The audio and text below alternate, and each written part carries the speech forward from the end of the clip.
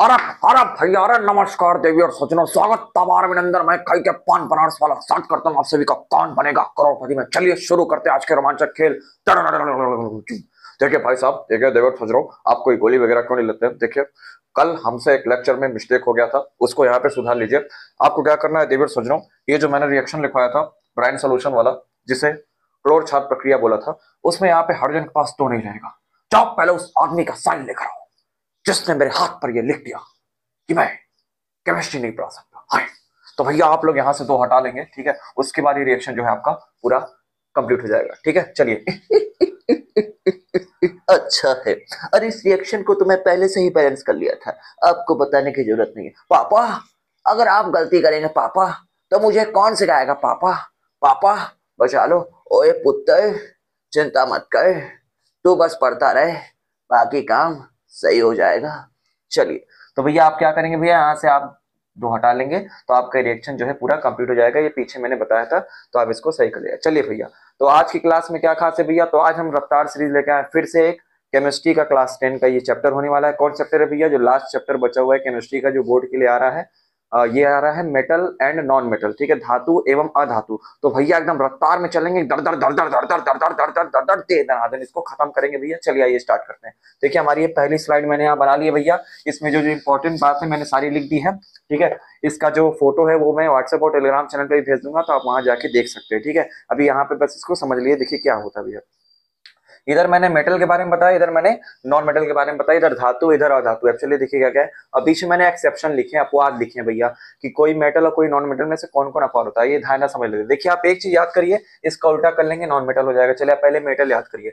Metal जो होता है भैया, धातु क्या होता है भैया, प्रकृति इनकी कैसी होती है, नेचर हार्ड होता है भैया, कठोर होते हैं, टन टन, ठीक है, कठोर होता है। अच्छा ये लस्टर होते हैं, लस्टर मतलब चमकीले होते हैं भैया, चमकते हैं। आप देखें ना लोहा वगैरह एल्युमिनियम क्या होता है भैया, चमकता हुआ आपको दिखता है, एकदम चमकता हुआ, चिनी चिनी, ठीक, चमकता है। अच्छा ये कैसे होते हैं भैया, सोनोरस होते हैं। सोनोरस मतलब ध्वनिक, अगर इन पे आवाज मारेंगे अगर किसी चीज से, जैसे मान लीजिए किसी लोहे पे अगर लोहे से मारेंगे तो टन टन की आवाज आएगी, तो ये सोनोरस होते हैं, ठीक है। डक्टाइल, डक्टाइल मतलब होता है हिंदी में तन्यता, तन्यता गुण। तन्यता का मतलब होता है अगर किसी धातु को खींच दें तो वो तार के रूप में बन जाएगा, तो इसको बोलते हैं डक्टाइल। तो धातु के अंदर डक्टाइल नेचर होता है भैया, तार के रूप में बनाया जा सकता है। और एनसीईआरटी में बात लिखा गया है कि अगर आप 1 ग्राम सोने को लेते हैं और 1 ग्राम सोने को खींच कर अगर तार बनाते हैं तो उससे लगभग 2 किलोमीटर लंबा तार बनाया जा सकता है। वाह, ठीक है, बहुत अमेजिंग।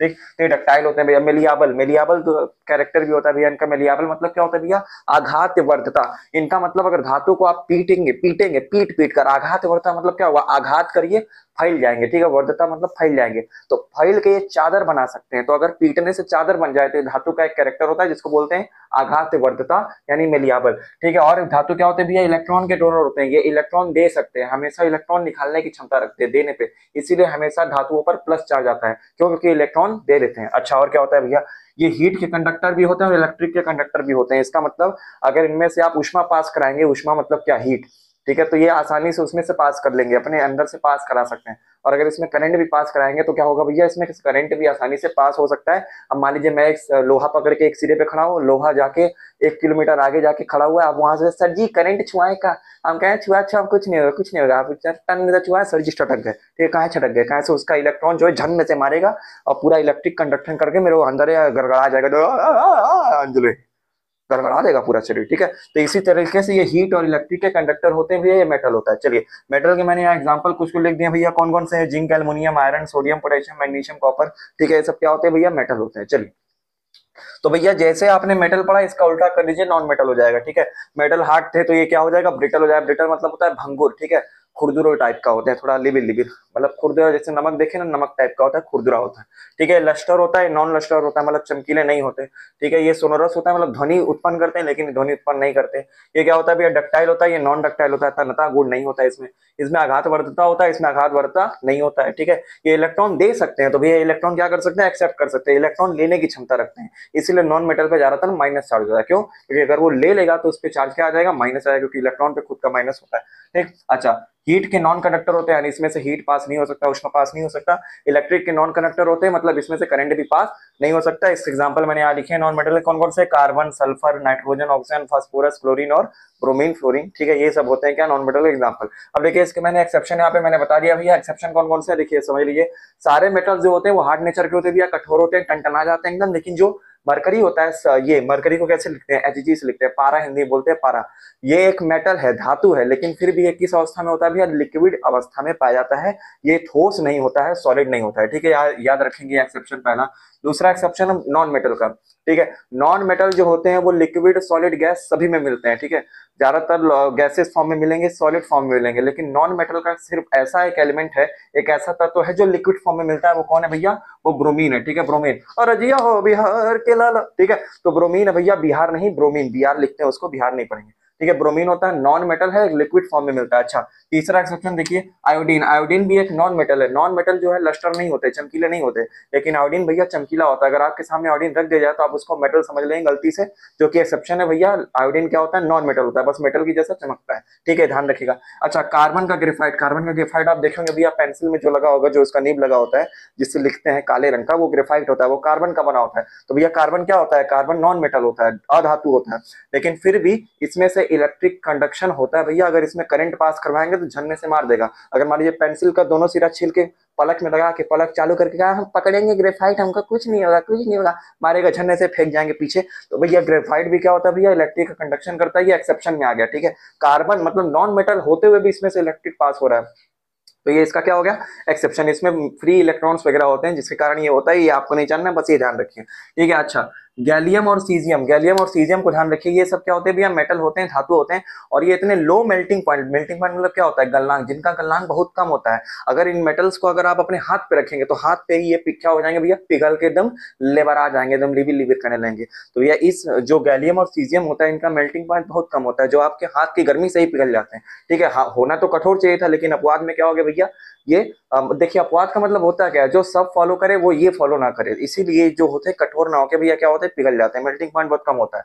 और याद कर लीजिए सोडियम और नकली, जैसे नकली से याद कर लीजिए, नकली, ठीक है, सोडियम, पोटेशियम, लिथियम, ठीक है, नकली। ये नकली जो होते हैं ये तीनों के तीनों मेटल्स होते हैं, लेकिन ये मेटल्स इतने सॉफ्ट होते हैं, इतने मुलायम होते हैं कि कट विथ नाइफ, चाकू से इनको काटा जा सकता है आसानी से। अब भैया लोहा काट सकते हैं, लोहा तो नहीं काट सकते, लेकिन ये जो नकली है, और ये नकली है, ठीक है, नकली कौन सा भैया, सोडियम, पोटेशियम, लिथियम, इन तीनों को आप चाकू से आराम से काट सकते हैं, क्योंकि बहुत सॉफ्ट नेचर के मेटल्स होते हैं। चलिए भैया स्लाइड मेरी सारी खत्म हो गई। अब आइए हम लोग बताते हैं भैया कैसे मेटल के और नॉन मेटल के रिएक्शंस वगैरह होते हैं, बस उसके बाद जो है आगे धीरे धीरे चलेंगे, रफ्तार सीरीज वाला खत्म करेंगे। चलिए भैया आगे चलते हैं भैया, धड़धड़ा के एकदम मिटा देते हैं इसको। और बड़ू बच्चा है तू। हम क्या होते हैं भैया, रासायनिक गुणधर्म यानी केमिकल प्रॉपर्टीज समझते हैं भैया, किससे अभिक्रिया करके क्या क्या बनाते हैं। सबसे पहला जो अभिक्रिया हम लोग पढ़ने जा रहे हैं भैया, वो एल्युमिनियम को मतलब जो मेटल होते हैं उनको जलाने से, ठीक है। तो ये सबसे पहले एल्युमिनियम को जला के देखते हैं। तो भैया देखिए किसी भी चीज को जलाने के लिए आपको क्या चाहिए होता है, कौन सी गैस चाहिए होती है, ऑक्सीजन गैस चाहिए होती है, ठीक है। तो ये पहले मैं जला के दिखाता हूँ भैया। तो एल्युमिनियम को अगर जलाएंगे भैया तो ऑक्सीजन की प्रेजेंस में जलाएंगे भैया, ऑक्सीजन होता है, ठीक है, O2 होता है। मैंने आपको पहले लेक्चर में बताया था, जब इसका पहला लेक्चर मैं दे रहा था पहले चैप्टर का, तो उसमें बताया था भैया किसी भी चीज को जलाने के लिए आपको क्या बनता है, उसका ऑक्साइड बनाना होता है। तो भैया बनाने के लिए क्या करेंगे, उसका चार्ज लेके बनाएंगे। चलिए अगर मान लीजिए एल्युमिनियम ऑक्सीजन से रिएक्ट करा रहे हैं, तो ये जला रहे हैं, मतलब इसको इतना जलाना ही हो गया, ठीक है। तो इसको जला के क्या करेंगे भैया, रिएक्ट करेगा तो क्या बनाएगा, ऑक्साइड बनाएगा। ऑक्साइड कैसे बनाएंगे भैया, चार्ज से बनाएंगे। तो एल्युमिनियम का चार्ज लिखेंगे भैया, क्या होता है, एल्युमिनियम का चार्ज होता है +3 होता है, और ऑक्सीजन का चार्ज लिखेंगे, ऑक्सीजन चार्ज होता है -2। देखिए दोनों चार्ज अलग अलग है, दोनों ने एक दूसरे के नीचे उतार देंगे तो आपको फॉर्मूला बनेगा Al2O3, ये बनेगा भैया आपका एल्युमिनियम ऑक्साइड, इस तरह से बनता है भैया, ठीक है। तो ये जलाने की अभिक्रिया होती है भैया, अगर किसी मेटल को ऑक्सीजन से रिएक्ट कराएंगे या फिर इसको जलाएंगे तो आपको क्या बनता है, ऑक्साइड बनता है। इसको बैलेंस कर लीजिए भैया, देखिए एल्युमिनियम यहाँ 2 बार है तो यहाँ 2 लगा देंगे, लेकिन यहाँ पे ऑक्सीजन 3 बार है तो 2 से तो बैलेंस हो गए, नहीं तो यहाँ पे 3 लगा के इसको 6 करेंगे, इसको 6 करने के लिए यहाँ 2 लगाएंगे तो 6 हो जाएगा, लेकिन एल्युमिनियम 4 बार हो जाएगा तो यहाँ 4 लगा के इसको बैलेंस कर लेंगे। इस तरह से आपको अभिक्रिया करना है, ठीक है। इसी तरह से आपको ऐसे दे सकता है भैया, बताइए जर्डन जो जिंक होता है अगर उसको जलाएंगे तो क्या होगा। तो जिंक भी क्या है भैया, एक मेटल होता है, तो मेटल अगर ऑक्सीजन से रिएक्ट करेगा भैया उसको ऑक्साइड बनेगा। ऑक्साइड कैसे बनाएंगे, इसका चार्ज जोड़ दीजिए, जिंक का चार्ज +2 होता है, उससे नीचे -2 कर जाएगा भैया, तो बनेगा ZnO, ये बनेगा। अब यहाँ ऑक्सीजन 2 बार है, इसको 2 बार करने के लिए यहाँ 2 लगाएंगे, Zn 2 बार हो गए थे, यहाँ पे 2 लगा के इसको बैलेंस कर लेंगे। इस तरह से भैया आप कोई भी ऑक्साइड को क्या कर सकते हैं भैया, बैलेंस कर सकते हैं। और ध्यान दीजिएगा आपसे एक चीज पूछा जाता है, बताइए कौन से ऐसे ऑक्साइड है जो उभयधर्मी, अधर्मी नहीं, उभयधर्मी, उभयधर्मी मतलब होता है एम्फोटेरिक, ठीक है, एम्फोटेरिक ऑक्साइड। ऐसे ऑक्साइड जो एसिड और बेस के साथ रिएक्ट करके हमेशा सॉल्ट एंड वो वाटर देते हैं, यानी लवण और जल देते हैं, हमेशा अम्ल और क्षार के साथ रिएक्ट करके, उनको बोलते हैं भैया एम्फोटेरिक ऑक्साइड, यानी उभयधर्मी ऑक्साइड। तो ध्यान रखिएगा वो यही दोनों है, ठीक है। एल्युमिनियम ऑक्साइड और जिंक ऑक्साइड को ही हम लोग क्या बोलते हैं भैया, उभयधर्मी ऑक्साइड बोलते हैं। क्यों? क्योंकि अगर इनको एसिड के साथ या फिर बेस के साथ रिएक्ट कराएंगे तो क्या बन जाएगा भैया, सॉल्ट और वाटर हमेशा बनेगा, दोनों ही केस में बनेगा, इसीलिए इनको उभयधर्मी बोलते हैं। और एल्युमिनियम ऑक्साइड का आपका रिएक्शन जो है एनसीईआरटी में दिया हुआ है, तो मैं आपको बता दे रहा हूँ, ठीक है। एल्युमिनियम ऑक्साइड का एक रिएक्शन मैं आपको यहाँ पे बता दे रहा हूँ, ठीक है, ताकि आप याद कर लीजिए, हो सकता है रिएक्शन आपके आने के चांसेस बढ़ जाए। तो देखिए एल्युमिनियम ऑक्साइड का एनसीईआरटी रिएक्शन दिया भैया, एल्युमिनियम ऑक्साइड को एक बार HCl में डाले हैं, ठीक है, और एक बार एल्युमिनियम ऑक्साइड को डाल दिए भैया बेस में, ठीक है, दोनों के साथ रिएक्ट कर लेता है, इसीलिए इनको बोलते हैं उभयधर्मी ऑक्साइड, ठीक है, एम्फोटेरिक ऑक्साइड। तो भैया देखिए अगर HCl से कराएंगे तो बनेगा AlCl3, ठीक है, AlCl3 बनेगा, और पानी ना पानी ला, पानी ना पानी, पानी पानी ना पानी, गिलास में पानी, पानी ना पानी, लोटा में पानी ला, पानी ना पानी, पानी ना पानी, पंचचूर पानी, पानी ना पानी, H2 है, पानी पानी ना पानी, ठीक है, निकल जाएगा। अच्छा, और अगर यहाँ बेस से कराएंगे तो बेस से भी एक सॉल्ट बनेगा, सॉल्ट देखिए ये बनता है NaAlO2, ये एक स्पेशल सॉल्ट होता है, इसको आप ध्यान रखेंगे, इसका नाम होता है भैया sodium aluminate, sodium Allu Arjun नहीं, एल्यूमिनेट, ठीक है, एल्यूमिनेट। और क्या निकल जाएगा भैया, पानी ना पानी निकल जाएगा। जैसे याद करिए पीछे मैंने बताया था सोडियम जिंकेट बनता है, Na2ZnO2 इसका फॉर्मूला था, इसका फॉर्मूला होगा बस NaAlO2, ठीक है, Na2 यहाँ पे नहीं रहेगा, वहां ZnO2, ठीक है, Na2ZnO2 वहां पे था, यहाँ पे केवल NaAlO2 रहेगा, इसको बोलते हैं सोडियम एल्यूमिनेट, ठीक है। अब इसको बैलेंस कर लीजिए भैया, देखिए यहाँ पे 3 बार Cl निकल रहा है, तो यहाँ 3 बार Cl कैसे करेंगे, यहाँ 3 लगाएंगे तो Cl हो जाएगा। हाइड्रोजन कितनी बार हो गया, 3 बार हो गया, ठीक है, यहाँ 3 बार हो नहीं सकता, तो कैसे बैलेंस करेंगे, ऑक्सीजन कितनी बार है, 3 बार है, तो यहाँ पे 3 लगा के ऑक्सीजन बैलेंस करिए। हाइड्रोजन 6 बार हो गया, तो यहाँ 6 लगा लीजिए, और 6 लगा के यहाँ 2 करिए, यहाँ एल्यूमिनियम 2 बार, तो 2 बार हो गया, ठीक है, ये बैलेंस हो गया, एल्यूमिनियम 2 Cl6, ठीक है, 6 बार, ये 6 बार, और ये ऑक्सीजन 3, हाँ हो गया, ठीक है, इस तरह से बैलेंस हो जाएगा। ये दोनों अभिक्रिया आप याद रखिए भैया, एल्यूमिनियम ऑक्साइड का एक बार एसिड से, एल्यूमिनियम ऑक्साइड का एक बार बेस से। तो एल्यूमिनियम ऑक्साइड और एक जिंक ऑक्साइड दोनों कैसे ऑक्साइड होते हैं भैया, एम्फोटेरिक होता है, इसको बैलेंस कर लीजिए। देखिए यहाँ पे ऑक्सीजन कितना है, 2 1 3, यहाँ पे कितना है, 3 1 4 है, तो 4 इससे बैलेंस होगा नहीं। एल्यूमिनियम यहाँ 2 बार होते हैं, यहाँ 2 लगा के बैलेंस करेंगे, सोडियम 2 बार हो गया, तो यहाँ 2 लगा के बैलेंस करेंगे, तो ऑक्सीजन कितना हो गया, 3 4 5 हो गया, 3 4 5, यहाँ 4 और 1 5 हो गया भैया। हाइड्रोजन 2 बार हो गया, हाइड्रोजन 2 बार हो गया, एल्यूमिनियम 2 बार, हाँ सब बैलेंस हो गया, बस यहाँ 2 लगाना था और यहाँ 2 लगाना, ठीक है। ये पूरा रिएक्शन भी आपका कंप्लीट है, बस फिर चेक कर ले, 4 5, एल्यूमिनियम 2 2 2 2, हाँ ठीक है, ठीक है भैया। तो ये आपको ऐसे याद रखेंगे भैया, ये सोडियम एल्यूमिनेट का फॉर्मूला आपसे पूछ सकता है, ये इंपॉर्टेंट रिएक्शन आपका बन जाएगा। चलिए आगे चलते हैं भैया, इस तरह से आप जलाने का रिएक्शन कर सकते हैं, ठीक। आइए भैया रिवाइज एकदम फटाफट करेंगे, रफ्तार में एकदम कोच के। ओए मैडम जी, अगर आपने साल भर पढ़ा है तो अगर आप रिवाइज करते हैं तो आप पूरा चकाचक, मैं कसम तू चकाचक फोड़ के एग्जाम में, मेरी ये गारंटी है, तो मौत को छूकर टक से वापस आएगा। चले भैया, तो देखिए पहला रिएक्शन हो गया जलाने का। भाई भैया दूसरा रिएक्शन समझते हैं, अगर मेटल किसी एसिड से रिएक्शन करता है, अगर मेटल को किस में डालते हैं भैया, अम्ल में डाल देते हैं। तो भैया देखिए बहुत सिंपल रिएक्शन, अगर मान लीजिए किसी मेटल को किस में डाल देते हैं, अम्ल में डाल देते हैं, जैसे मान लीजिए जिंक को आप डाल देते हैं भैया HCl में, ठीक है, एसिड में डाल देते हैं भैया। ये रिएक्शन मैंने कई बार बता दिया है, ये रिएक्शन जो होता है डिस्प्लेसमेंट रिएक्शन के आधार पे होता है, यानी विस्थापन अभिक्रिया के आधार पे होता है, जिसमें आपको एक श्रेणी याद करनी होती है, क ना का मान पोटेशियम सोडियम वाला। देखिए मैं वापस लिख दे रहा हूँ यहाँ पे, क ना का मांग आल जन फेसन पब्लिक है क्यू ह्यूज आग में कूदी औरत फटफट, ठीक है। ये इसका याद करने का मैंने ट्रिक बनाया है, क ना का मांग आल जन फेसन पब्लिक है क्यू ह्यूज आग में कूदी औरत फटफट। ये सारे मेटल्स की जो श्रेणी होती है भैया, सोडियम, ये हो गया पोटेशियम सबसे ऊपर होता है, इसकी रिएक्टिविटी सबसे हाई होती है, सबसे नीचे प्लेटिनम गोल्ड होते हैं, इनकी रिएक्टिविटी सबसे लो होती है, अभिक्रियाशीलता, ठीक है। पोटेशियम सोडियम कैल्शियम मैग्नीशियम मग्गा मग्गा, अल्लू अर्जुन एल्युमिनियम, ठीक है, zinc iron tin lead hydrogen copper, और ये है भैया आपका मरकरी सिल्वर, औरत औरत माने गोल्ड, ठीक है, यू, और ये प्लेटिनम, ठीक है, ये होता है। अब देखिए हाइड्रोजन यहाँ पर आ रहा है, बीच में आ रहा है कहीं, तो हाइड्रोजन के नीचे जितने मेटल्स आते हैं भैया ये इनको नहीं हटा सकते, लेकिन हाइड्रोजन के ऊपर जितने आते हैं ये अगर किसी एसिड में डाल दिए गए तो एसिड से हाइड्रोजन को निकाल देंगे। और देखिए जो जिंक यहाँ पे खड़ा है ये हाइड्रोजन के ऊपर आता है, तो क्या करेगा भैया, ये HCl से लात मार के चल निकल, ठीक है, हाइड्रोजन को निकाल देगा भैया भरे, तो हाइड्रोजन भरे निकल जाएगा, और प्लस इसका एक सॉल्ट बन जाएगा। सॉल्ट कैसे बनाएंगे, ये मेटल और ये हाइड्रोजन के साथ जो बच गया, देखिए Cl बच गया, इनको मिला के सॉल्ट बनाना होता है चार्ज के साथ।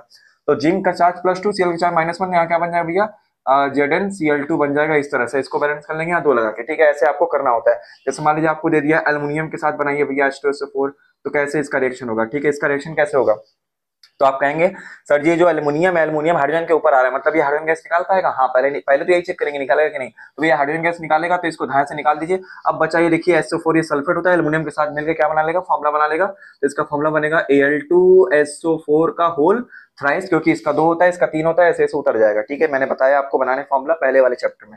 ऐसे अब इसको बैलेंस कर लेंगे। एल्यूमिनियम 2 बार है तो यहाँ 2 लगा के बैलेंस कर लेंगे। सल्फेट 3 बार है तो यहाँ 3 लगा देंगे। हाइड्रोजन 6 बार हो गया तो यहाँ पे 3 लगा के इसको 6 कर लेंगे। ठीक है, ऐसा आपका रिएक्शन चलता रहेगा भैया। किसी भी मेटल का किससे अभिक्रिया होता है भैया, एसिड से अभिक्रिया होता है, तो इस तरह से आप कर सकते हैं। अच्छा, इसी का जो अभिक्रिया है इसी में क्या कर सकता है भैया, किसी सोल्यूशन के साथ दे सकता है। जैसे मान लीजिए आपका जिंक दे दिया और जिंक के साथ कहेगा भैया Al2, या एक काम करते हैं AlCl3 लिख देते हैं। ठीक है, ऐसे लिख देते हैं। आपको कोई मेटल दे देगा और कहेगा कोई मेटल का सॉल्ट दे देगा। ठीक है, मेटल का कोई सोल्यूशन दे देगा, सॉल्ट सोल्यूशन, और कहेगा बताइए रिएक्शन होगा कि नहीं। तो ये भी आप कैसे चेक करेंगे, इसी रिएक्टिविटी सीरीज से ही चेक करेंगे भैया। जब भी कोई मेटल मेटल वाला आपका काम खेले, ठीक है, तो आप क्या करेंगे भैया, ये सीरीज चेक करेंगे, सक्रियता श्रेणी चेक करेंगे। तो देखिए जो जिंक अकेले खड़ा है, ये आ रहा है, आपको चेक करना है कि क्या ये एल्युमिनियम को लात मार पाएगा। तो आप इसमें देखेंगे क्या ऊपर है, अगर ऊपर रहेगा उससे तो लात मार के हटा देगा, और उससे नीचे रहेगा तो नहीं मारेगा। मैंने पहले चैप्टर में बताया था। तो देखिए जिंक यहाँ पे है और एल्युमिनियम इसके ऊपर है। तो भैया जिंक यहाँ पे अकेले खड़ा है, तो जिंक खुद एल्युमिनियम के नीचे आ रहा है, तो क्या इसको ये लात मार पाएगा, नहीं मार पाएगा। तो ये रिएक्शन आपका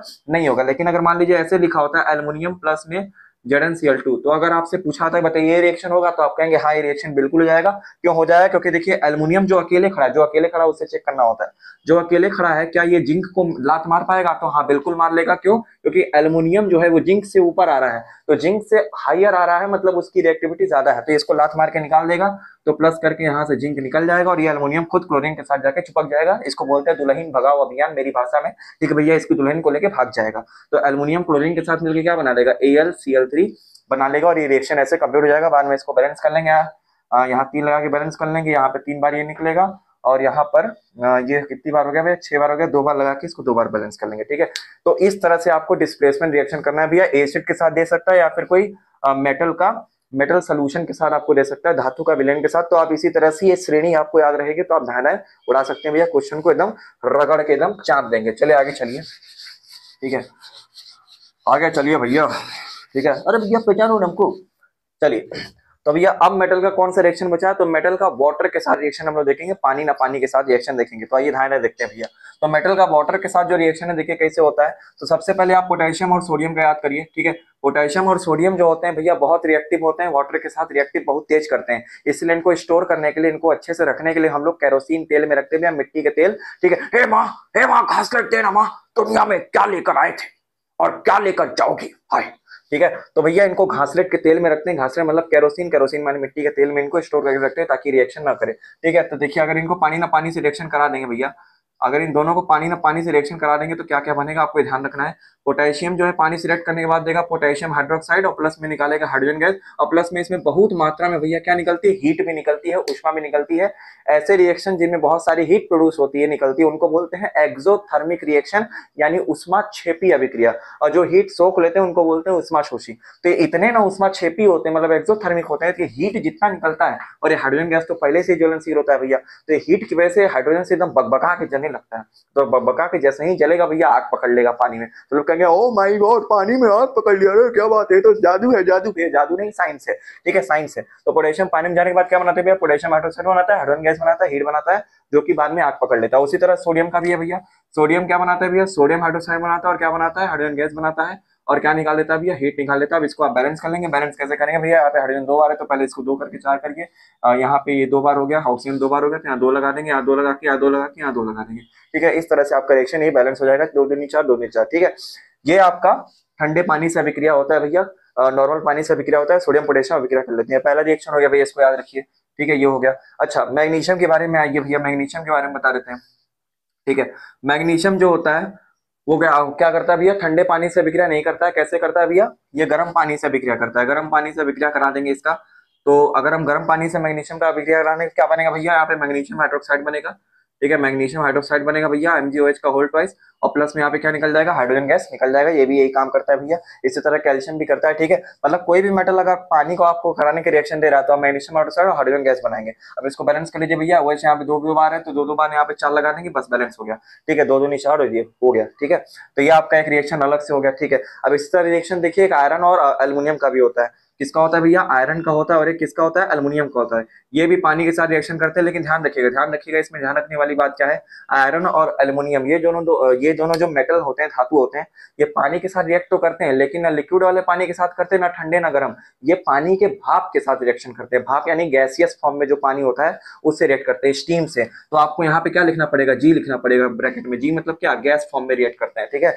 ये नॉर्मल पानी से रिएक्ट नहीं करते, गैस फॉर्म में भाप से रिएक्ट करते हैं। तो भैया क्या बनाएंगे भैया, तो देखिए इनका उत्पाद जो होता है, इनमें हाइड्रोक्साइड नहीं बनता, OH नहीं बनता, इनका ऑक्साइड बनता है, ठीक है, ऑक्सीजन जुड़ता है। तो देखिए आयरन की कंडीशन में एक स्पेशल ऑक्साइड बनता है, इसको बोलते हैं Fe3O4।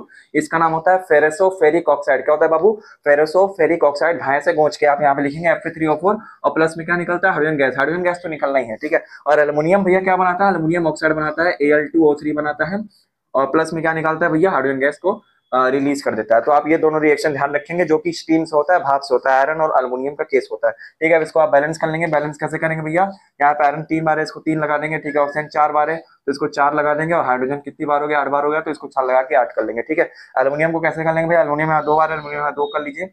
ऑक्सीजन यहाँ 3 बार है, तो यहाँ पे 3 लगा लीजिए। हाइड्रोजन क्या बार हो गया भैया, 6 बार हो गया, तो इसको 6 लगा के बैलेंस कर लेंगे, ठीक है। 6 यहाँ हो गया, 3 दूनी 6, 6। चलिए, तो मैंने भैया तीनों रिएक्शन आपको बता दिया धाधा धाधा कोच के, कि आप याद रखेंगे। और कुछ मेटल्स ऐसे होते हैं जो पानी के साथ एकदम रिएक्ट नहीं करते, चाहे इनको गर्म दे दो ठंडा दे दो, कोई मतलब नहीं, तो लुल्ल होते हैं, ठीक है, एकदम चुचमाचर। कौन कौन होते हैं भैया, तो वो प्लेटिनम हो गए आपके, गोल्ड हो गए, ठीक है, गोल्ड हो गया, और कौन हो गया भैया आपका, मतलब प्लेटिनम, गोल्ड हो गया, और ये सिल्वर हो गया, ठीक है, सिल्वर। ये सब पानी के साथ एकदम रिएक्ट नहीं करते, क्योंकि रिएक्टिविटी सीरीज में बहुत लुल लेवल पे आते हैं, नीचे आते हैं, ठीक है। तो इस तरह से आप रिएक्शन को याद कर सकते हैं। चलिए आगे चलते हैं भैया, रिएक्शन आगे बढ़ चुके हैं भैया। देखिए हम लोग क्या पढ़ने जा रहे हैं, एक्वा रेजिया पढ़ने जा रहे हैं भैया। एक्वा रेजिया को हम लोग रॉयल जल भी बोलते हैं, ठीक है। क्या बोलते हैं भैया, रॉयल जल। देखिए एक्वा रेजिया जो होता है, ये क्या होता है भैया, एक सोल्यूशन होता है, एक ऐसा मिश्रण होता है जिसमें 2 एसिड का मिश्रण होता है। कौन कौन सा एसिड होता है भैया, सांद्र हाइड्रोक्लोरिक अम्ल, ठीक है। सांद्र मतलब concentrated, concentrated hydrochloric acid, plus इसमें और क्या मिला देते हैं भैया, कंसंट्रेटेड HNO3 मिला देते हैं भैया, सांद्र नाइट्रिक अम्ल मिला देते हैं। और इसका रेशियो कितना रखते हैं भैया, अगर 3 चम्मच ये डाल रहे हैं तो इसका 1 चम्मच डालेंगे, यानी 3:1 का रेशियो होता है भैया।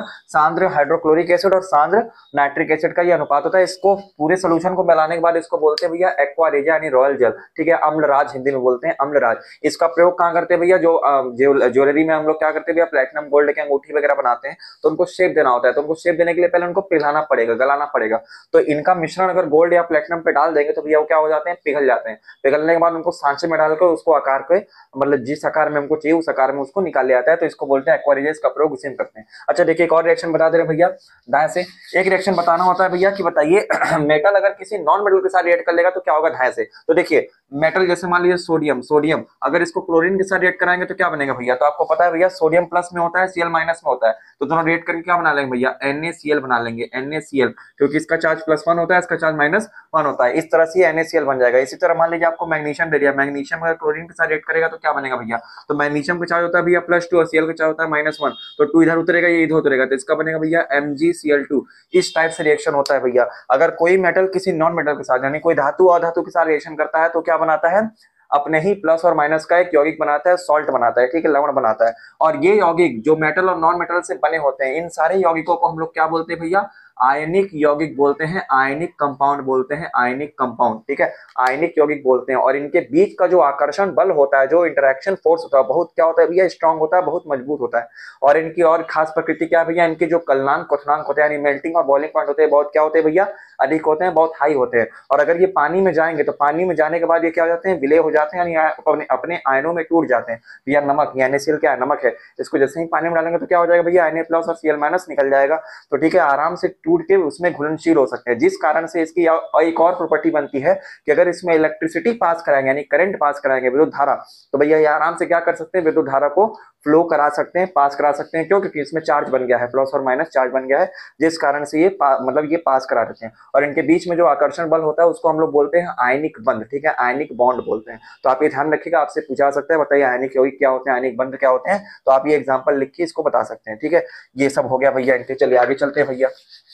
अब देखिए, अब मेटल्स के बारे में ये कहानी होती है कि मेटल को निकाला कैसे जाता है। तो मेटल को निकालने के लिए भैया हम लोग क्या करते हैं भैया, पहले बुलडोजर लेके आते हैं, दर दर दर दर दर दर दर दर दर दर, ठीक है, गड़ के उसमें से क्या निकालते हैं भैया, मट्टी का एकदम लेढ़ा सामान निकालते हैं भैया, जमीन में से एकदम गड़गड़ा के। अब उसमें क्या होता है भैया, मट्टी पूरा एकदम भरा रहता है गोंच के, उसके अंदर मेटल होता है। तो मेटल को निकालने के लिए हम क्या करेंगे, पहले मट्टी वगैरह हटाएंगे। तो देखिए सबसे पहले क्या करते हैं भैया, जो जिसके अंदर मेटल होता है उसको बोलते हैं अयस्क, ठीक है, अयस्क बोलते हैं, इंग्लिश में बोलते हैं ओर, ठीक है। ओर के ऊपर बहुत सारी क्या लगी होती है भैया, मट्टी, ये सब कंकड़ ईटा पत्थर ये सब लगे होते हैं। तो इस कंकड़ ईटा पत्थर को हम लोग बोलते हैं भैया गैंग बोलते हैं, ठीक है, गैंग बोलते हैं, आघातरी बोलते हैं, हिंदी में गैंग बोलते हैं, ठीक है, इंग्लिश में गैंग बोलते हैं। तो देखिए मैं आपको बता दे रहा हूँ, जैसे मान लीजिए हमारा क्या है भैया, दिस इज आवर ओर, ठीक है, इसको अयस्क बोलेंगे। इसके अंदर मान लीजिए कोई मेटल होगा, कोई मेटल इसके अंदर होगा, ठीक है, मेटल इसके अंदर मिलेगा, और इस ओर के ऊपर क्या लगा रहेगा भैया, गंदगी वगैरह लगा होगा, मिट्टी धूल कण ये सब लगा होगा, तो इसको बोलेंगे हम लोग गैंग, ठीक है।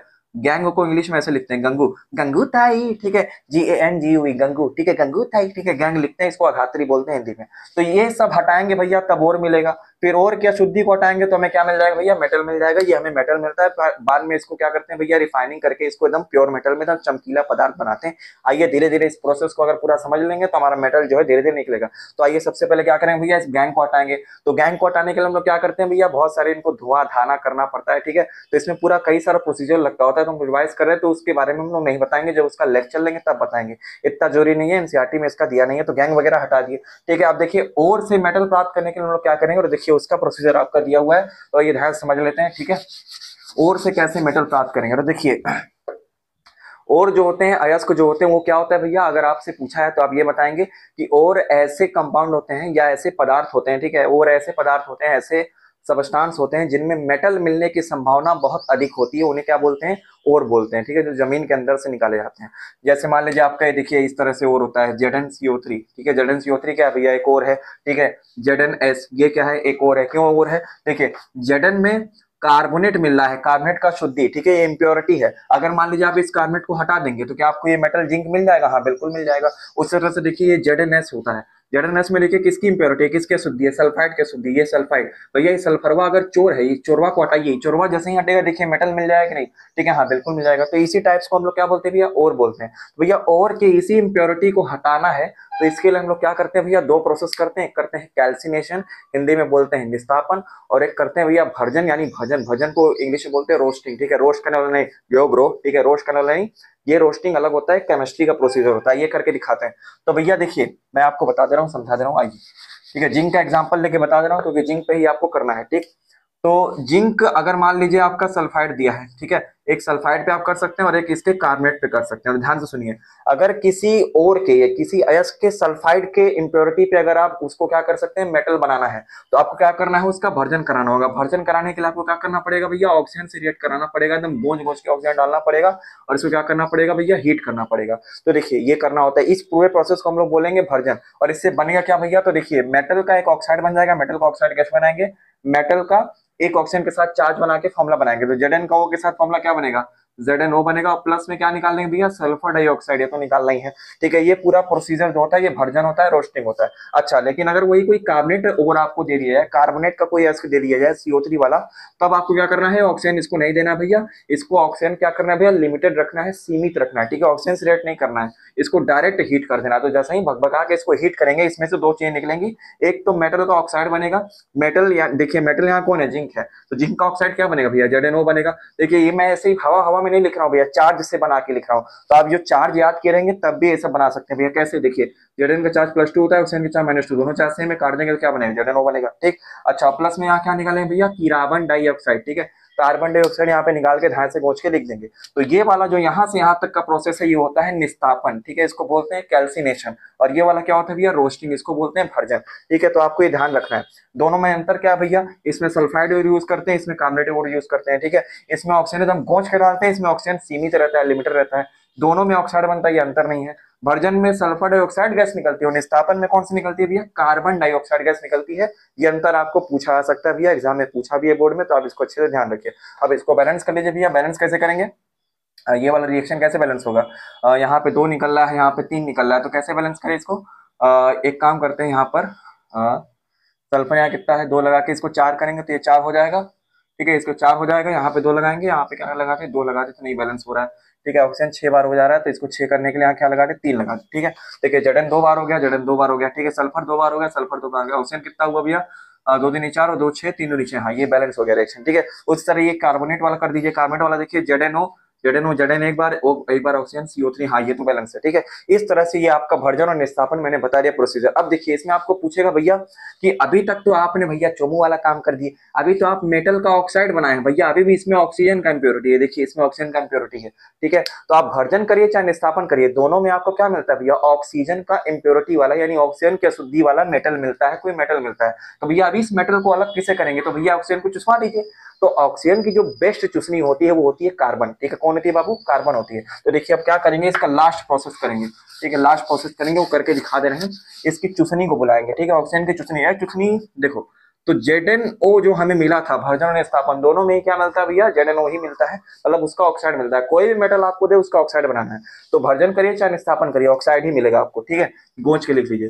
तो जो भी ऑक्साइड मिलेगा उसको चूसनी, जो ऑक्सीजन की ये जो अशुद्धि है इसमें इंप्योरिटी, इसको चुसवा दीजिए। कौन चूस सकता है इसको, कार्बन चूस सकता है। तो carbon is a best reductive चुसनी ऑफ ऑक्सीजन, ठीक है। तो ऑक्सीजन को चूस के बाहर फेंक देगा। तो जैसे ही इसको क्या करेंगे भैया, हल्का सा गरमाएंगे तो क्या करेगा, ये कार्बन ऑक्सीजन को लेके निकल जाएगा। चल भाई चल चल चल चल चमेली बाग में, ठीक है, लेके निकल जाएगा। तो कार्बन ऑक्सीजन के साथ मिलकर CO2 नहीं बनाएगा भैया, CO बनाएगा। इसको बोलते हैं कार्बन मोनोऑक्साइड। देखिए दो बार होता है तो डाइऑक्साइड बोलते हैं, एक ही बार ऑक्सीजन है तो उसको बोलेंगे कार्बन मोनोऑक्साइड। ये निकल जाता है। अब देखिए CO के साथ निकल गया तो कौन बच जाएगा, जिंक बच जाएगा। तो जिंक यहाँ पे आ जाएगा भैया टन में से, ये हमारा क्या बन जाएगा, मेटल बन जाएगा। इस तरह से हमारे प्रोसेस पूरा होता है भैया। हम लोग और से पहले उसको गड़गड़ा के निकालते हैं जमीन में से, फिर उसको साफ करते हैं, गैंग वगैरह हटाते हैं, फिर उसका क्या कराते हैं भैया, भर्जन और निस्तापन कराते हैं। फिर उससे जो ऑक्साइड प्राप्त होता है उसको कार्बन से चुसवा देते हैं, गर्म कर देते हैं, तो हमारा क्या मिल जाता है, मेटल मिल जाता है। इस तरह से हमारा पूरा मेटल प्राप्त करने की प्रक्रिया क्या होती है भैया, समाप्त होती है। इसमें भी कई सारी श्रेणी होती है, उच्च वाली, मध्य वाली, निम्न वाली, ठीक है। तो ये निम्न वाली जो सबसे होती है भैया उसमें ये सब करने की झंझट ही नहीं होता है, क्योंकि निम्न वाले जल्दी रिएक्ट ही नहीं करते, वो शुद्ध अवस्था में पाए जाते हैं। जैसे सोना वगैरह, चांदी वगैरह, ये सब अगर जमीन में से निकल गए तो भैया इसमें कोई अशुद्धियां नहीं होती है, क्योंकि एकदम प्योर फॉर्म में होते हैं, किसी से रिएक्ट नहीं करते हैं। बाकी इस समय पंचायत होता है भैया, मतलब जैसे जिंक हो गया, कॉपर हो गया, ठीक है, मरकरी हो गया, अल्युमिनियम हो गया, इन सब में ज्यादा पंचायत होता है। चलिए तो मैंने आपको ये प्रोसीजर बता दिया है कैसे फॉलो करना है, ये आप रिएक्शन ध्यान रखेंगे, ऐसे आपको करना है। चलिए आगे चलते हैं भैया, ध्यान से ना। तो हम लोग समझते हैं भैया थर्मिट रिएक्शन क्या होता है, इसको बोलते हैं थर्मिट अभिक्रिया। ये अभिक्रिया क्या करते हैं भैया, जो रेल की पटरियों के बीच में जो दरारें वगैरह आ जाती है, जो मशीन के पुर्जों में दरारें हो जाती हैं, उनको जोड़ने के लिए अभिक्रिया का रिएक्शन का प्रयोग किया जाता है। कैसे होता है भैया, तो देखिए आप याद रखेंगे, इसमें फेरिक ऑक्साइड होता है, Fe2O3, फेरिक ऑक्साइड इसको बोलते हैं। क्यों, क्योंकि यहाँ पे आयरन का चार्ज +3 होता है, या इसको कभी कभी किताबों में कैसे लिखा होता है भैया, आयरन ब्रैकेट में थर्ड और फिर ऑक्साइड लिख देता है, ठीक है, ऐसे भी लिख सकता है। या तो इसको फेरिक ऑक्साइड बोले या फिर आयरन थर्ड ऑक्साइड। थर्ड मतलब क्या, आयरन का चार्ज जो है यहाँ पे +3 है। मैंने आपको बताया था आयरन के 2 चार्ज होते हैं, +2 और +3, तो इसे यहाँ पर 3 वाला है, ठीक है। और इसका रिएक्शन जब एल्युमिनियम से कराते हैं भैया, तो देखिए सिंपल सा डिस्प्लेसमेंट रिएक्शन है, ये मेटल इसको लात मार के निकाल देगा, क्योंकि एल्युमिनियम आयरन से ऊपर होता है, ठीक है। तो यहाँ पे क्या करेगा भैया, एल्युमिनियम ऑक्सीजन के साथ चला जाएगा तो Al2O3 बनेगा, और प्लस में क्या हो जाएगा भैया, आयरन निकल जाएगा। और ध्यान रखिए इसके साथ जो है कि हीट भी निकलती है भैया बहुत मात्रा में। यही हीट जो होती है बहुत ज्यादा एक्सोथर्मिक होती है भैया, उष्मा क्षेपी होती है बहुत मात्रा में, जिस कारण से जो आयरन है ये लिक्विड फॉर्म में मिलता है, ठीक है, तरल मतलब द्रव रूप में मिलता है, जिस कारण से वो हम लोहे के बीच में इसको भर के क्या कर सकते हैं भैया, दो लोहे को आपस में जोड़ सकते हैं। और यही पूरी जो रिएक्शन है इसको क्या बोलते हैं भैया, थर्मिट रिएक्शन बोलते हैं। इंपॉर्टेंट रिएक्शन है, इसको बैलेंस कर लीजिए। यहाँ पे 2 बार निकल रहा है तो इसको 2 बार कर लेंगे, एल्युमिनियम 2 बार है तो यहाँ 2 बार कर लेंगे, FCN 3 बार, 3 बार बनेंगे, ठीक है, इसको बोलते हैं। चलिए आगे चलिए भैया, ठीक है। अब देखिए सारा रिएक्शन लगभग हो ही गया है, ठीक है, थर्मिट वगैरह हम लोग पढ़ा दिए। अब हम लोग क्या पढ़ेंगे भैया, संक्षारण पढ़ेंगे, कोरोजन, ठीक है, संक्षारण कोरोजन पढ़ेंगे भैया। कोरोजन क्या होता है, संक्षारण क्या होता है, ये होता है जब किसी धातु की सतह पर, किसी मेटल की सतह पर कोई गैस रिएक्ट कर लेती है तो क्या होती है भैया, मेटल धीरे धीरे खराब होने लगता है। जैसे लोहे पे आप देखते हैं ना जंग लगना, सिंपल सा संक्षारण मतलब होता है जंग लगना। तो जंग लगने को, जंग कैसे लगता है भैया, लोहे पर अगर कोई पानी वगैरह डाल दिए, ठीक है, ऑक्सीजन से रिएक्ट कर लेगा तो ये क्या बना लेगा भैया, जंग का निर्माण कर लेगा, जो कि लोहे को बर्बाद करके रख देता है। तो उसी तरह से देखिए आपको 3 धातु याद रख के रखना है कि भैया कैसा संक्षारण होता है। तो देखिए आयरन पे तो आपको पता ही है, ठीक है, आयरन पे कौन रिएक्ट करता है, ठीक है, ऑक्सीजन, पानी, ठीक है, पानी वगैरह जो होते हैं, जो आर्द्र वायु होती है इसको बोलते हैं एयर, ह्यूमिडिटी, ठीक है, ह्यूमिडिटी, ह्यूमिडिटी मतलब आर्द्र वायु, ठीक है। गीला वातावरण जो होता है वो आयरन पे रिएक्ट कर लेता है, ठीक है, ऑक्सीजन पानी के वेपर के साथ, ठीक है, वाष्प के साथ, तो क्या लगता है भैया, जंग लगता है। और ये जंग किस कलर का लगता है, तो आप याद रखेंगे रेडिश ब्राउन, ठीक है, लाल भूरे रंग का, ठीक है, रेडिश ब्राउन कलर का जंग लगता है। आप देखे होंगे ना आयरन जब जंग में हो जाता है तो भूरा भूरा कलर का छोड़ देता है, ठीक है, पपड़ी, तो होता है रेडिश ब्राउन कलर का, ठीक है। आयरन पे हो गया, ये पहला हो गया। अच्छा, कॉपर पे इसी तरह याद रखिए भैया, कॉपर जो होता है वो हमारे इन्वायरमेंट, ये जो वायुमंडल है, जो एटमॉस्फेयर है, उससे किससे रिएक्ट करता है भैया, ये तो पानी वगैरह से रिएक्ट करता है, ठीक है, वेपर से, ऑक्सीजन से। कार्बन जो होता है वो कॉपर जो होता है वो कार्बन डाइऑक्साइड से रिएक्ट करता है, ठीक है, किससे रिएक्ट करता है बाबू, कार्बन डाइऑक्साइड से। और क्या बनाता है भैया, कार्बोनेट बना लेता है, कॉपर का कार्बोनेट, जो कि किस कलर का होता है भैया, ग्रीन कलर का होता है, ठीक है। आप देखे होंगे जो तांबे का लोटा वगैरह होता है वो ज्यादा दिन तक अगर इसे खुला छोड़ देंगे तो उस पर हरी हरी पपड़ी जम जाएगी, तो वो क्या होता है, वो कॉपर का जंग होता है, किससे बनता है वो, कार्बन डाइऑक्साइड से बनता है, वो कार्बोनेट बना लेता है, ग्रीन कलर का होता है, ठीक है। अच्छा, इसी तरह याद रखिए सिल्वर, ठीक है, सिल्वर एजी लिखते हैं, एजी ओजी लोजी सुनोजी, ठीक है, एजी। एजी जो हमारे एटमॉस्फेयर में, जो वायुमंडल में गैस होता है, सल्फर, ठीक है, सल्फर से रिएक्ट कर लेता है और क्या बना लेता है भैया, सल्फाइड बना लेता है, सल्फाइड। और ये किस कलर का जंग लगाता है भैया, तो ये ध्यान रखिए ब्लैक कलर का जंग लगाता है, ठीक है, ब्लैक। आप देखेंगे सिल्वर की जो चांदी की वस्तुएं होती हैं उसको कुछ दिन खुला छोड़ने पर वो काली पड़ जाती है, तो काला क्यों पड़ता है, क्योंकि उसमें भी जंग लग जाता है। उसमें जंग लगाने के कारण कौन है भैया, सल्फर, जो हमारे एटमॉस्फेयर में प्रेजेंट होता है, वो उसके साथ रिएक्ट करके सल्फाइड बना के क्या करते हैं, ब्लैक कलर का कोरोजन करता है। तो ये 3 कोरोजन मैंने आपको बता दिया, संक्षारण जिसे बोलते हैं, जंग लगना। केवल आयरन पे ही नहीं, सभी मेटल्स पे ये खतरा बना होता है भैया, अलग अलग गैसों के साथ अलग अलग रिएक्टिविटी होती है, अलग अलग कलर के जंग लगते हैं, ठीक है। चलिए, ध्यान से मैंने बता दिया। अच्छा, ये संक्षारण से बचाने के लिए इनको हम लोग क्या करते हैं भैया, बचाने के लिए हम क्या करते हैं, जैसे मान लीजिए लोहा को हमको संक्षारण से बचाना है, जंग लगने से बचाना है, तो हम क्या करेंगे, उपाय क्या है इसका, तो उपाय है आप उस पर क्या कर दीजिए, पेंट वगैरह कर दीजिए, बार्निश पोत दीजिए, ठीक है, मतलब कोई ऑयल पोत दीजिए, ग्रीस लगा दीजिए, ठीक है, तेलहा पदार्थ कोई पोत देंगे तो जंग लगने से वो बच जाएगा, ये होता है, ठीक है। और क्या कर सकते हैं भैया, मेटल के ऊपर जिंक की एक लेयर चढ़ा देते हैं, जिंक की लेयर चढ़ाने की प्रोसेस को हम लोग बोलते हैं गैल्वेनाइजेशन, या गैल्वेनीकरण, या फिर जस्तीकरण, या फिर यशद लेपन, ये सारे नाम एक ही हैं। क्या बोले, मेटल की अगर परत, मतलब मेटल के अगर सरफेस पे क्या चढ़ा दे भैया, जिंक की एक परत चढ़ा दे, तो इसको बोलते हैं यशद लेपन, गैल्वेनाइजेशन। इससे भी क्या कर सकते हैं, मेटल को जंग लगने से बचा सकते हैं। या फिर और क्या कर सकते हैं, जैसे एल्युमिनियम, एल्युमिनियम जो होता है अपने ऊपर खुद की एक ऑक्सीजन की परत बना लेता है, जो उसके लिए शील्ड का काम करता है। आपने जैसे आयरन मैन का शील्ड देखे ना, वो उसके लिए शील्ड का काम करता है, कैप्टन अमेरिका का जो शील्ड होता है, आयरन मैन का नहीं, कैप्टन अमेरिका का। तो उसी तरह से एल्युमिनियम भी अपने चारों ओर शील्ड बना लेता है, किसका, ऑक्सीजन का, ऑक्साइड का लेयर बना लेता है, जो उसको खुद से मतलब जंग लगने से बचाती है एल्युमिनियम की। इसीलिए एल्युमिनियम के बर्तन जो होते हैं वो ज्यादा दिनों तक चलते हैं भैया। इस पे और ऑक्सीजन की मोटी परत बना दिया जाता है रिएक्शन करा के। इस प्रक्रिया को हम लोग बोलते हैं एनोडीकरण, एनोडाइजिंग, ठीक है। तो ये एल्युमिनियम खुद कर सकता है, इसको ध्यान, तो इससे भी जंग लगने से बचा सकते हैं भैया। और क्या कर सकते हैं भैया, इसमें हम लोग बना सकते हैं ये उसको बोलते हैं मिश्रा जी का धातु, ठीक है, मिश्र धातु बोलते हैं, मिश्रा जी का धातु हम उसको शॉर्ट फॉर्म बोलते हैं, जिसको इंग्लिश में बोलते हैं भैया क्या, एलोए, एलोए बोलते हैं। ये करके भी हम लोग मेटल को बचा सकते हैं जंग लगने से, और ये सबसे बेस्ट तरीका होता है आपके घर में। देखिए लोहे के बर्तन में अगर खाना बनाएंगे तो जंग लग जाएगा, लेकिन वहीं अगर आप स्टेनलेस स्टील में खाना बनाएंगे तो आपका जंग लगने जल्दी जंग उस पर नहीं लगता है। क्यों, क्योंकि लोहा का ही मिलाने के बाद किसी अन्य मेटल से क्या बनता है, एलॉय बनता है, मिश्र धातु बनता है। तो आप मिश्र धातु का डिफिनेशन कैसे लेंगे, परिभाषा, दो या दो से अधिक धातुओं का समांगी मिश्रण क्या कहलाता है भैया, मिश्रा जी का धातु कहलाता है, यानी मिश्र धातु। यानी 2 और मोर देन 2 मेटल्स जब आपस में मिक्स होते हैं और कौन सा मिश्रण बनाते हैं भैया, होमोजीनस मिक्सचर बनाते हैं, तो उन्हें बोलते हैं एलॉय बोलते हैं। तो देखिए एलॉय का आप याद कैसे रखेंगे, 3-4 याद रखिए। जैसे आपका स्टील हो गया, ठीक है, स्टेनलेस स्टील, ये आपका क्या है भैया, एलॉय है। और क्या याद रखेंगे भैया, पीतल, पीतल को इंग्लिश में क्या बोलते हैं भैया, ब्रास बोलते हैं, ठीक है। तो ब्रास भी आपका क्या है भैया, एलॉय होता है। और याद रख लीजिए ब्रॉन्ज, ठीक है, ब्रॉन्ज माने क्या होता है भैया, कांसा, जो ब्रॉन्ज मेडल जीत के लाते हैं ओलंपिक में ना, वो कांसा होता है, ठीक है। और याद रख लेंगे भैया, कौन याद रख लेंगे, सोल्डर, ठीक है, सोल्डर, जो रांगा देखिए, रांगा जो सोल्डरिंग आयरन में जो इलेक्ट्रिक तार वगैरह जोड़ने में यूज किया जाता है, वो सोल्डर होता है। तो ये आप 4 याद रखिए। अच्छा, किससे किससे बनता है ये भी ध्यान रखिए, इसमें कौन कौन सा मेटल मिला के इनको बनाया जाता है। तो देखिए स्टील में आपका आयरन होता है, प्लस निकिल होता है, प्लस क्रोमियम होता है। तो ये 3 चीजें जब मिलती हैं तब जाके आपका स्टेनलेस स्टील बनता है। और इसको कठोर बनाने के लिए इसमें कुछ परसेंट में लगभग 0.0 ऐसा 0.05% लगभग कार्बन भी इसमें मिला के इसको क्या करते हैं, कठोर बनाते हैं। आप ये 3 मेटल याद रखिए, आयरन, निकल, क्रोमियम से स्टील बनता है। अच्छा, ब्रास कैसे, पीतल कैसे बनता है भैया, कॉपर के साथ जब जिंक को मिला देते हैं तो उससे बनता है कॉपर, ये एलॉय बनता है। अच्छा, ब्रॉन्ज कैसे बनता है भैया, कॉपर के साथ टीन मिला देते हैं, टीन, एसएन को लिखते हैं टीन, तो कॉपर टीन को मिलाने क्या बनता है भैया, ब्रॉन्ज बनता है, कांसा बनता है। और सोल्डर, टांका कैसे बनता है भैया, ये लेड प्लस टीन, ठीक है, लेड को क्या लिखते हैं, पीबी लिखते हैं, तो पीबी और एसएन को मिलाने से यानी टीन को मिलाने से क्या बनता है भैया, सोल्डर बनता है। तो ये आपका एलॉय मैंने बता दिया 2-3 ठो, ये इसको ध्यान रखेंगे। अच्छा, एक चीज और याद रखिए, एक होता है अमलगम, बबल गम नहीं, अमलगम। अमलगम क्या होता है भैया, अगर किसी मेटल के साथ अगर मरकरी मिला के उसका एलॉय बनाते हैं, क्या बोले हम, अगर किसी मेटल में ठीक है। अगर किसी मेटल में हम क्या मिला दें, मरकरी, मरकरी माने क्या, Hg मिला दें, ठीक है, तो उस वो जो एलॉय बनेगा, उस एलॉय को हम लोग क्या बोलेंगे भैया, अमलगम बोलेंगे। ठीक है, क्या बोलेंगे हम लोग, अमलगम बोलते हैं। इसको आप ध्यान रखिएगा, आपसे पूछा आता है। इसका उपयोग जो है दांतों में कैविटी वगैरह भरने में किया आता है। लोग कहते हैं ना, देखा मेरा चांदी का दांत है, भैया चांदी का दांत नहीं है, उसमें सिल्वर का अमलगम सॉरी, उसमें मरकरी का अमलगम भरा हुआ है। ठीक है, तो इस तरह से ये चीजें होती है भैया। एलॉय की मैंने सारी चर्चा कर दी।